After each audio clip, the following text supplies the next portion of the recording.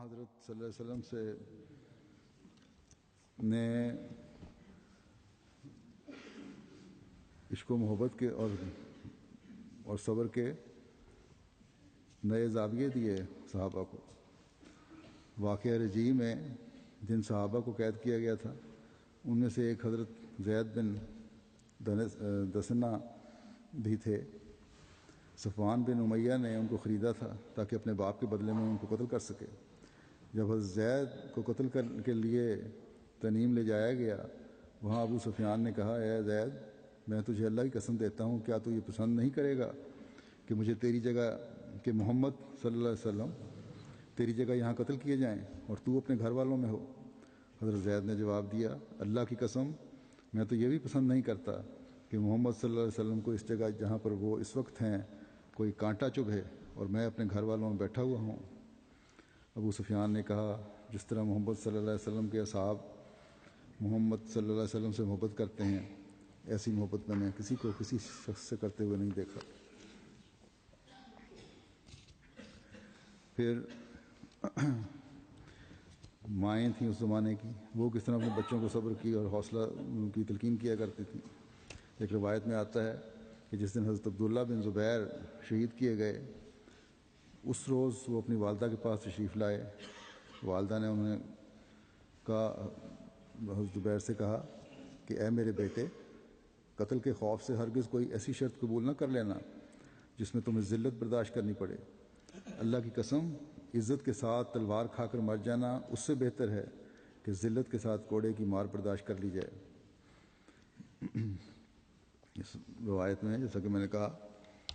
ماں کے عزم اور غیرت ایمانی کا بھی پتہ چلتا ہے۔ جنہوں نے اپنے بیٹے کو یہ تلقین کی، کبھی ایمان میں کمزوری نہ دکھانا۔ قربانیوں اور صبر کے یہ عجیب نمونے ہیں جو ہمیں اسلام کی تاریخ میں عورتوں اور مردوں، نوجوانوں اور بوڑھوں ہر جگہ میں نظر آتے ہیں۔ ان نمونوں کو بیان فرماتے ہوئے حضرت مسیح موعود علیہ الصلوۃ والسلام ایک جگہ فرماتے ہیں کہ ہمارے نبی صلی اللہ علیہ وسلم نے اپنے زمانے میں خود سبقت کر کے ہرگز تلوار نہیں اٹھائی، بلکہ ایک زمانہ دراز تک کفار کے ہاتھ سے دکھ اٹھایا اور اس قدر صبر کیا جو ہر ایک انسان کا کام نہیں۔ اور ایسا ہی آپ کے اصحاب بھی اسی اعلیٰ اصول کے پابند رہے، اور جیسا کہ ان کو حکم دیا گیا تھا کہ دکھ اٹھاؤ اور صبر کرو، ایسا ہی انہوں نے صدق اور صبر دکھایا۔ وہ پیروں کے نیچے کچلے گئے، انہوں نے دم نہ مارا، ان کے بچے ان کے سامنے ٹکڑے ٹکڑے کیے گئے، وہ آگ اور پانی کے ذریعے سے عذاب دیے گئے، مگر وہ شر کے مقابلے سے ایسے باز رہے کہ گویا وہ شیر خوار بچے ہیں۔ کون ثابت کر سکتا ہے کہ دنیا میں تمام نبیوں کی امتوں میں سے کسی ایک نے بھی باوجود قدرت انتقام ہونے کے خدا کا حکم سن کر ایسا اپنے تئیں عاجز اور مقابلہ سے دستکش بنا لیا جیسا کہ انہوں نے بنایا؟ کس کے پاس اس بات کا ثبوت ہے کہ دنیا میں کوئی اور بھی ایسا گروہ ہوا ہے جو باوجود بہادری اور جماعت اور قوت بازو اور طاقت مقابلہ اور پائے جانے تمام لوازم مردی اور مردانگی کے پھر خونخوار دشمن کی ایذا اور زخم رسانی پر 13 برس تک برابر صبر کرتا رہا؟ ہمارے سید و مولا اور آپ کے صحابہ کا یہ صبر کسی مجبوری سے نہیں تھا، بلکہ اس صبر کے زمانے میں بھی آپ کے جان نثار صحابہ کے وہی ہاتھ اور بازو تھے جو جہاد کے حکم کے بعد انہوں نے دکھائے، اور بسا اوقات 1000 جوان نے مخالف کے 1 لاکھ سپاہی نبرد آزما کو شکست دے دی۔ ایسا ہوا تا لوگوں کو معلوم ہو کہ جو مکے میں دشمنوں کی خون ریزیوں پر صبر کیا گیا تھا، اس کا باعث کوئی بزدلی اور کمزوری نہیں تھی، بلکہ خدا کا حکم سن کر انہوں نے ہتھیار ڈال دیے تھے اور بکریوں اور بھیڑوں کی طرح ذبح ہونے کو تیار ہو گئے تھے۔ بے شک ایسا صبر انسانی طاقت سے باہر ہے، اور گو ہم تمام دنیا اور تمام نبیوں کی تاریخ پڑھ جائیں تب بھی ہم کسی امت میں اور کسی نبی کے گروہ میں یہ اخلاق فاضلہ نہیں پاتے، اور اگر پہلوں میں سے کسی کے صبر کا قصہ بھی ہم سنتے ہیں تو فی الفور دل میں گزرتا ہے کہ قرائن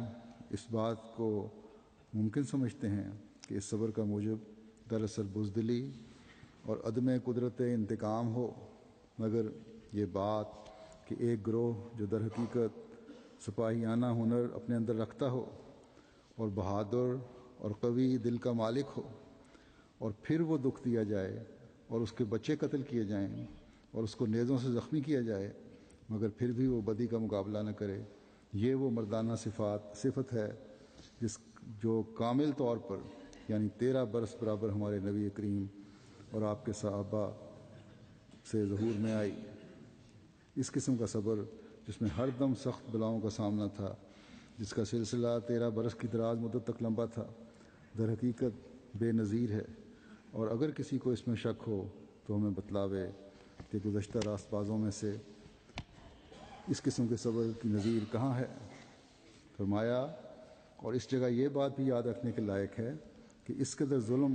جو صحابہ پر کیا گیا، ایسے ظلم کے وقت میں ہمارے نبی صلی اللہ علیہ وسلم نے اپنے اجتہاد سے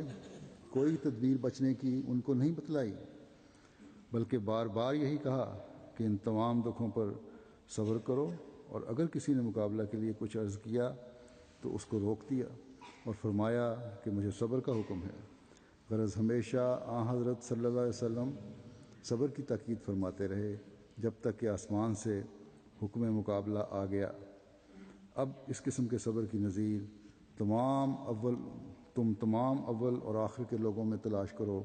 پھر اگر ممکن ہو تو اس کا نمونہ حضرت موسیٰ کی قوم میں سے یا حضرت عیسیٰ کے حواریوں میں سے دستیاب کر کے ہمیں بتلاؤ۔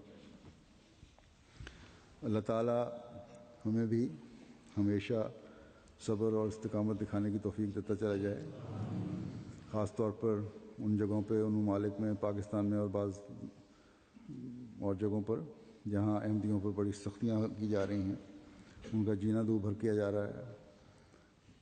اللہ تعالیٰ ان کو بھی صبر اور استقامت عطا فرمائے اور ان کے دشمنوں کو بھی اپنے خاص قدرت دکھاتے ہوئے پکڑ کے سامان پیدا فرمائے۔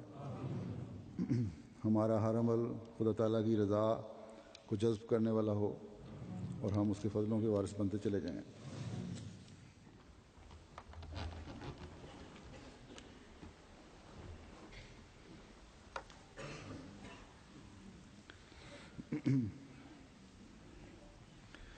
الحمد للہ نحمده ونستعینه ونستغفره ونؤمن به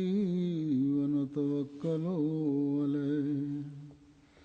ونعوذ باللہ من شرور انفسنا ومن سیئات اعمالنا، من يهده الله فلا مضل له ومن يضلل فلا هادي له، ونشهد أن لا إله إلا الله